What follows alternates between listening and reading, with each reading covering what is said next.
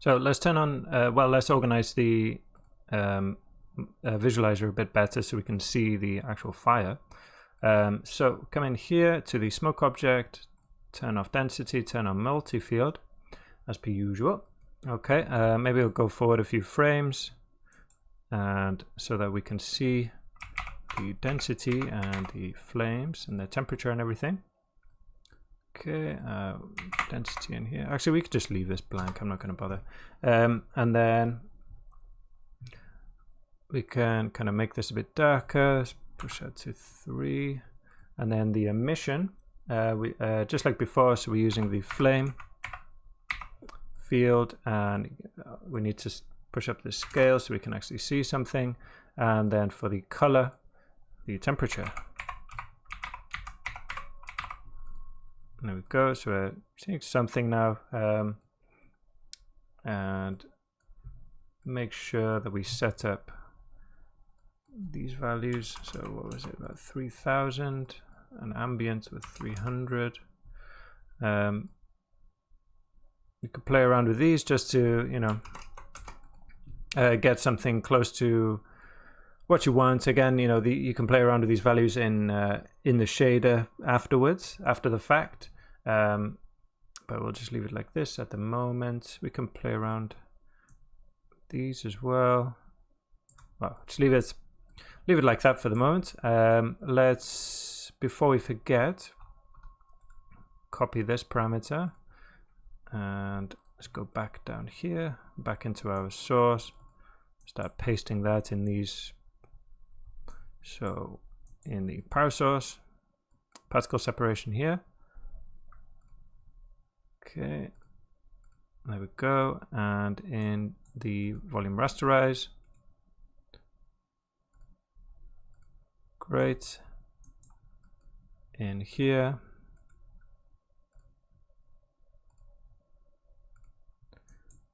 Okay, and for the velocity as well. Great. What else do I want to do? So I'm going to come into the sim and start adding all of these. So basically I'm going to turn all 3 of these on. So I want the flames to add temperature and expansion. Okay, and let's see. Let's just see if that does something from the get-go.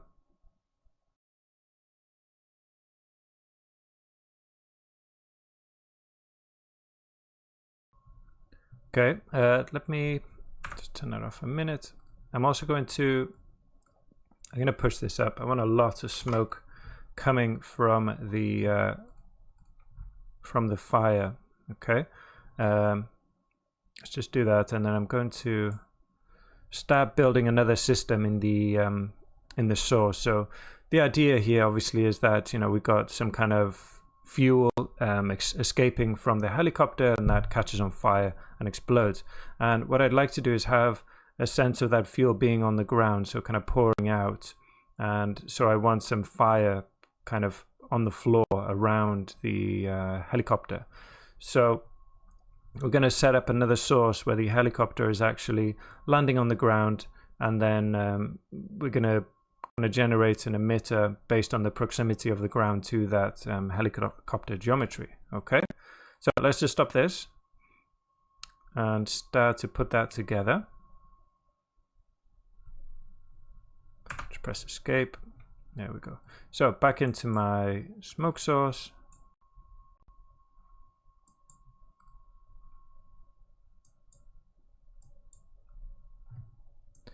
And let's see, so let's build it kind of on this side. So I'm going from the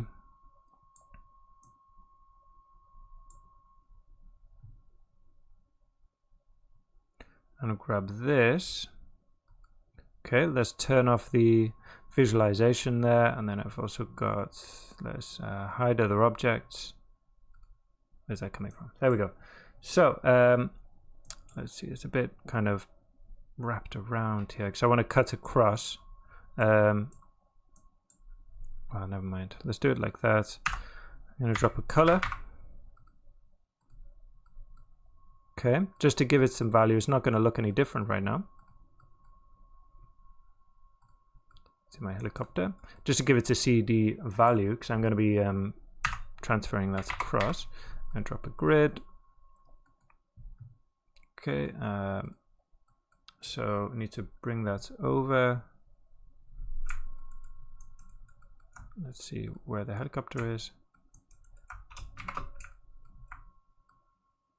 Bring that over about here. So let me just round up these values, minus 30. And make it bigger. That. So I want to see, basically, I wanted to capture everywhere where the helicopter goes from the start to the end. Okay, so along these lines, and then just we're going to be cutting this down, so it doesn't matter if it's too big, just to capture, as I said, where the helicopter is. Just move it over a bit like that. Okay, and I want to give it a load of points, and I'm going to make it black.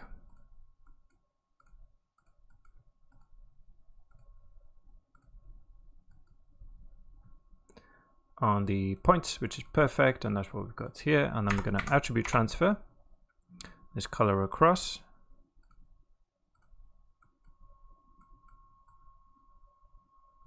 Okay, so just that CD attribute is already doing it.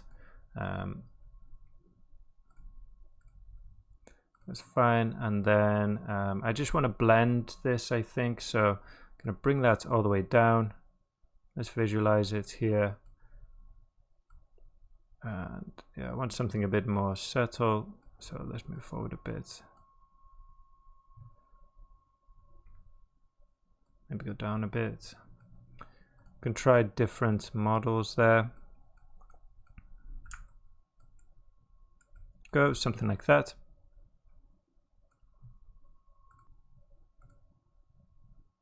We just change the lighting there, we could see it a bit better.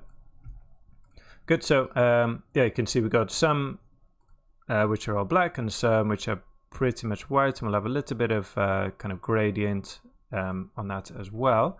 Let's set this, round this up. I'm going to do 5.5, something like that. Good. And then, so obviously this is just changing per frame, but I wanted to save the kind of highest white values. Right, so I'm going to drop a solver underneath, plug that into the first input, and this solver needs to be starting, I'm going to start it just a bit early, so before the explosion, so frame 52. Okay, and go here, dive inside. Okay, we need the previous frame and input 1. The rest we don't need, we'll just move them out the way. And drop a wrangle. Plug the previous frame into the second input, and then this one into the first input.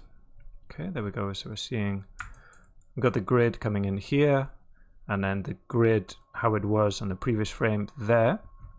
Okay, and basically we want to see if the color of the point in the previous frame is brighter than the color in the point in this frame, then set that color now to that previous color. Okay, so it's kind of a bit complex. So if this color is darker, we can't see it now. If this color is lighter than this color, right? So if you think about this passing through, at some point these points are going to be brighter than they are on the next frame. So if they are, then store that the brightest color, basically. Okay, so to do that, we just use a simple if statement. So if the color, it's a vector at CD, is less bright than the color, so coming into the second input, or the first input, sorry, the first input, and the name of the attribute is CD. Okay, and we want to use ptnum, so the actual ptnum, or I think 0 would work here as well, just whatever point we're iterating on at the moment.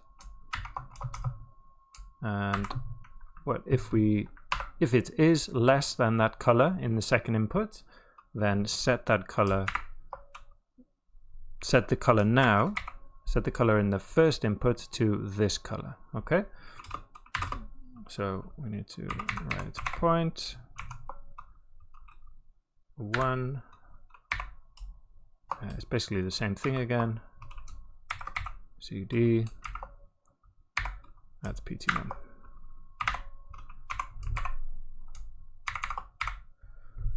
Oops, no, just need the one there. Okay, if we come down here, so hopefully now if we reset that, let's drop an output